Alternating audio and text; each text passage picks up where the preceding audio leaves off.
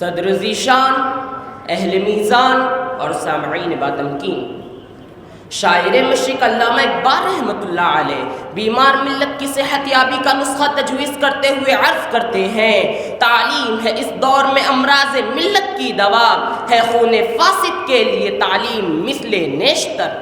یقیناً وہ قوم ترقی کی معراج حاصل کرے گی جو تعلیم و تعلم کے محل تعمیر کرے گی، وہ ملت شاہین کے ہم پرواز ہوگی جو علم کے آشیانے بنائے گی۔ حاضرین ملت، کیا آفاقی مذہب اسلام اقرأ بسم ربک الذی خلق کا زرعی درس نہیں دیتا؟ بے شک یہ کتاب جہد للناس ہے، اقرا سے آغاز کلام کرتی ہے، تو پھر ایک عالم ربانی کا چشم و چراغ تعلیم کے میدان میں اپنے اقبال بلند کر کے ہمیشہ کے لیے نہال ہونا کیوں نہ پسند کرتا؟ ان کلمات کے دریچوں سے اپنا عنوان قائم کرتا ہوں، نہال احمد کی تعلیمی خدمات۔ شریکان محفل، مولانا عثمان جیسے عظیم عالم دین کے فرزند ہونے کے باعث تعلیم و تعلم کی کڑن درد مند سینے میں برپا تھی۔ اپنی سیاسی زندگی میں ذاتی منفعت، عہدوں اور دولت کے حصول کو چھوڑ کر آپ نے اس شہر کے تعلیمی میدان میں شہ سواری کی راہ ہموار کی۔ آج شہر عزیز میں جو علمی و تعلیمی شور و گوگا ہے، آج جو تعلیمی تاج محل نظر آ رہے ہیں، آج یہ شہر جو حمد و شکرتبہ و بغداد بنا ہوا ہے، آج یہ شہر جو سرات سریا پر پہنچا ہوا ہے، ان سب میں نہال صاحب کا خون جگر شامل ہے۔ نہال احمد ہر گام پر نہال رہے، ان کے دل میں یہ نعرہ پوشیدہ تھا کہ رہے باقی ہماری داستاں بھی داستانوں میں، کچھ ایسے نقش پا چھوڑے، کچھ ایسی بات ایسا کی۔ حاضرین مجلس، اس وقت کو یاد کیجئے جب یہ شہر غدر کے لٹے پٹے لوگوں سے آباد ہو رہا تھا۔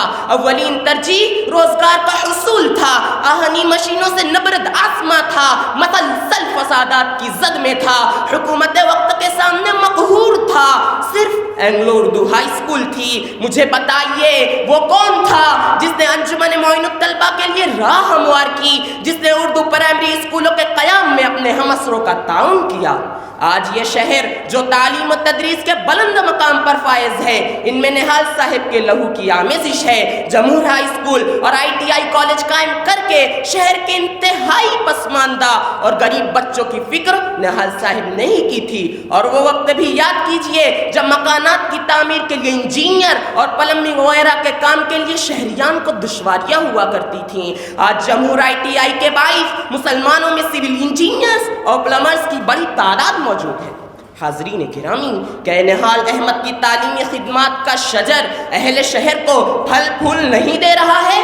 اور وہ وقت بھی یاد کیجئے جب شہر میں گنتی کی چند میڈیکل اسٹورز تھیں، صاحب کا درد مند تڑپ اٹھا اور انہوں نے فارمیسی کالج کا پرمیشن حاصل کر کے اس زمین پر اعلیٰ تعلیم کا لال قلعہ تعمیر کیا۔ آج جا بجا میڈیکل اسٹورز نہال صاحب کی تعلیمی خدمات کی قصیدہ خوانی کر رہی ہیں، اور نہال احمد نے سنر MIDC کو MBBS کی منظوری بھی دلوائی تھی، کیونکہ انہوں نے یہ نسخہ کیمیا بھانپ لیا تھا کہ بس اب وقت کا حکم ناطق یہی ہے کہ دنیا میں جو کچھ ہے تعلیم ہی ہے۔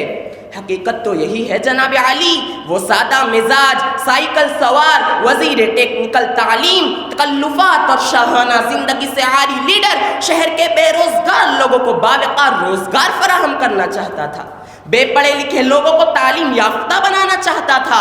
اس بے لوث خدمتگار علم نے ایوارڈز کے حصول کے لیے جد و جہد نہیں کی، مہنگی اور قیمتی کاریں خریدنے کی بجائے کبھی پیدل تو کبھی سائیکل پر گشت کرتا ہوا نظر آتا تھا۔ جیل بھی گیا تو قوم کا سر اونچا کرنے کے لیے، نہ کہ رشوت خوری کے جرم میں۔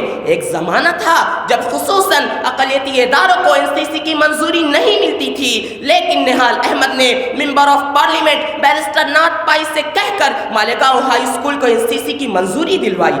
دگنے خرچ کی وجہ سے مخلوط تعلیم کی اسکولوں میں لڑکے اور لڑکیوں کے لیے الگ الگ اسکول کرنے کی سرکاری منظوری نہیں ملتی تھی، لیکن نہال احمد نے وزیر اعلیٰ شنکر راؤ چوہان سے کہہ کر مالیگاؤں ہائی اسکول کی لڑکیوں کے لیے الگ اسکول قائم کروایا، 50,000 روپیوں کی خصوصی گرانٹ بھی دلوائی، JT گرلز کو بھی 50,000 روپے دلوائے، جامعۃ الصالحات کی عالمیت کی ڈگری کو BA کی ڈگری کے مساوی کروایا، کیونکہ وہ قوم کا نباز جانتا تھا کہ زندگی کچھ اور شے ہے، علم ہے کچھ اور کاوش ہے، زندگی سوز جگر ہے، علم ہے سوز دماغ۔ معزز حضرات، نہال صاحب نے زندگی کا سوز جگر بھی پایا اور علم کا سوز دماغ بھی۔ وہ غریبوں اور بے کسوں کے لیڈر تھے، اسی لیے تعلیمی ادارے غریب اور پچھڑے علاقوں میں قائم کیے۔ ٹی ایم اسکول کا مشاہدہ کیجئے، پیراڈائز اسکول کا مطالعہ کیجئے، نہال صاحب کی دوربینی اور دور اندیشی کا اندازہ ہو جائے گا۔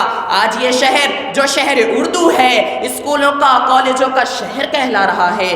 نہال صاحب کی سیاسی و تعلیمی خدمات کا روشن باب ہے۔ انہی تعلیمی اداروں میں تعلیم حاصل کر کے کتنے ہی بے قیمت بیش قیمت ہو گئے، کتنے قطرے گوہر بنے، کتنے ذرے آفتاب و مہتاب بن کر ضیا بار ہوئے۔ بیرون شہری نہیں، بیرون ممالک میں اپنی صلاحیتوں اور قابلیتوں کا شیش محل تعمیر کرنے والے اس تعلیمی شہر کے خوشچی ہی ہیں۔ یہ سب باغ و بہار اسی زندہ دل انسان کی کاوشوں اور جگر سوزیوں کا نتیجہ ہے۔ بہار اب جو اس شہر میں آئی ہوئی ہے، یہ سب پود انہی کی لگائی ہوئی ہے۔ افسوس، ایک اصول پسند، تعلیم پسند، علم دوست لیڈر اس شہر سے رخصت ہو گیا۔